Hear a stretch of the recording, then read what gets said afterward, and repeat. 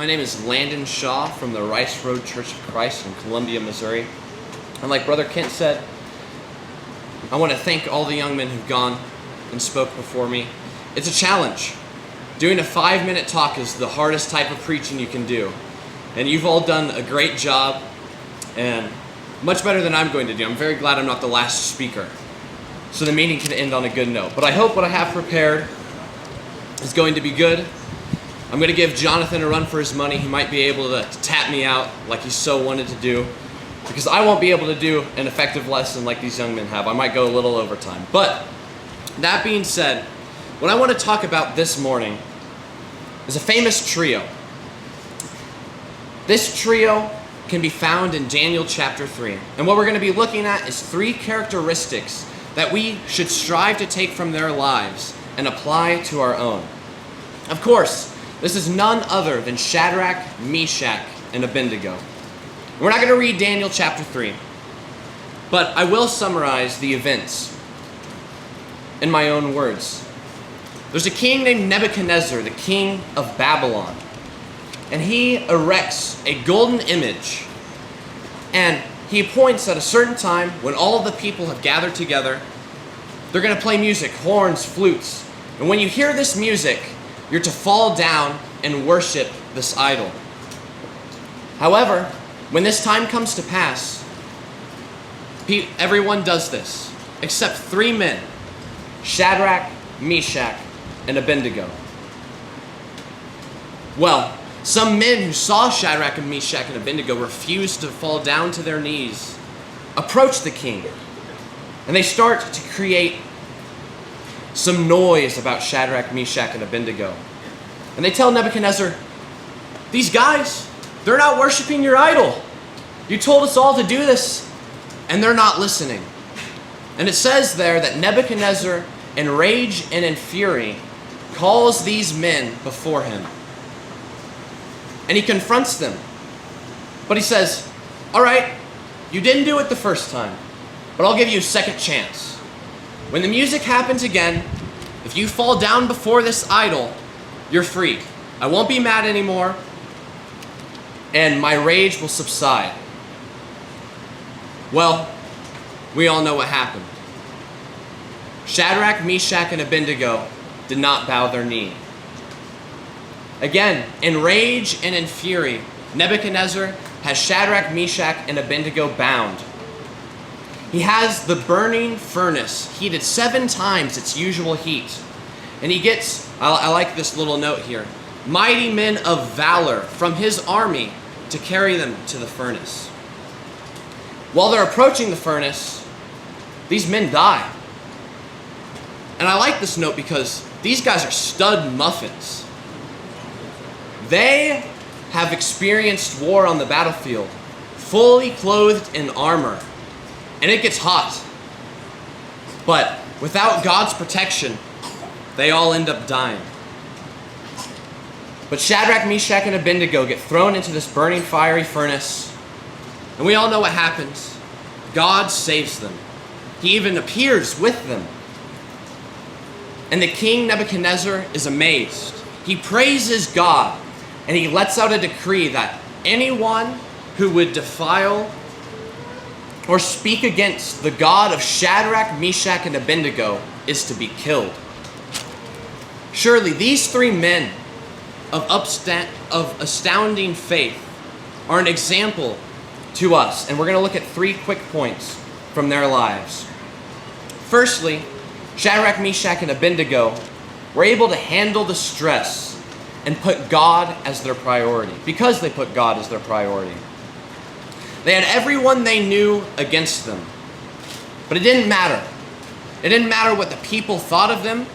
It didn't matter the impression that they put on the people, because they trusted in God.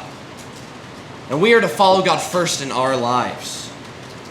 When you set God as your priority, everything else in your life will fall into place. But this means we're to put God before everything else, even family, as Matthew 10:37 says, "He who loves father and mother more than me is not worthy of me." As hard as this is to swallow, If we give up our faith because we love the things of this life and our family more than God, we are not worthy of a home in heaven. Another thing that Shadrach, Meshach, and Abed-Nego shows us is our attitude towards our government.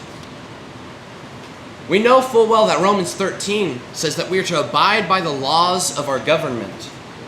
But the question is, what if they create laws that go against God's law?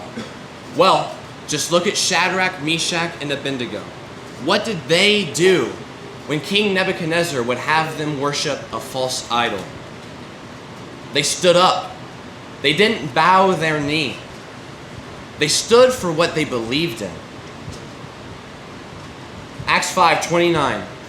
But Peter and the other apostles answered and said, "We ought to obey God rather than men." We need to set God as our priority before everything else in our life, just as Shadrach, Meshach, and Abed-Nego did. Secondly, Shadrach, Meshach, and Abed-Nego were steadfast in their faith. They didn't cave in to the king. They stood their ground. And although they knew they were going to be punished, they stayed there. This is an attitude we need more than ever in the culture that we're in. Every aspect of our lives, our speech, our clothing, our morals, society is clawing at everything we do to make us bow our knees to their false idols. Levi and I, we talk, and we see that often when you go to a restaurant or any place, really, nowadays, you look to your left, there's a TV screen with alcohol on it.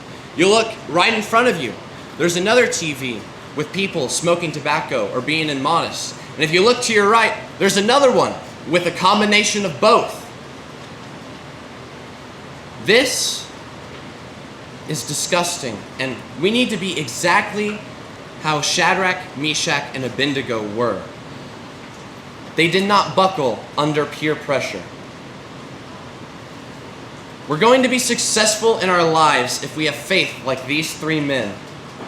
And we'll be able to make it through our trials and our temptations if we rely on God. Let Shadrach, Meshach, and Abed-Nego's response to King Nebuchadnezzar be a mantra that we have in our lives. They told the king in verse 17 of Daniel 3, and I love this. There's two verses here in Daniel chapter 3 that I just love. I'm going to paraphrase their response, but it starts in verse 17, and they say, "Our God, He is able. He is able to save us. But if not," I love that. "If not, let it be known that we will not serve your idols." Brothers and sisters, that is the attitude we need to have. Lastly, through their actions, they spread God's word. Shadrach, Meshach, and Abed-Nego, their story shows us just how much your actions impact those around you. And again, we're going to look at my favorite set of verses here from Daniel chapter 3. And it begins in verse 24. "Then King Nebuchadnezzar arose and was astonished, he was astonished, and he rose in haste and spoke, saying to his counselors, 'Did we not cast 3 men bound into the midst of the fire?' And they answered, 'True, O king.'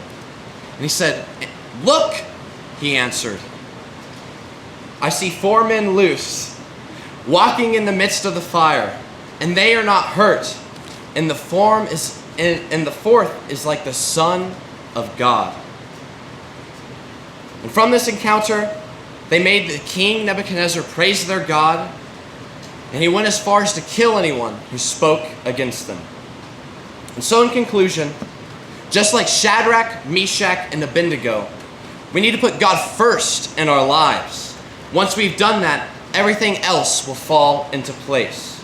Next, we need to read God's word so that we can be steadfast in our faith the next time we're tempted.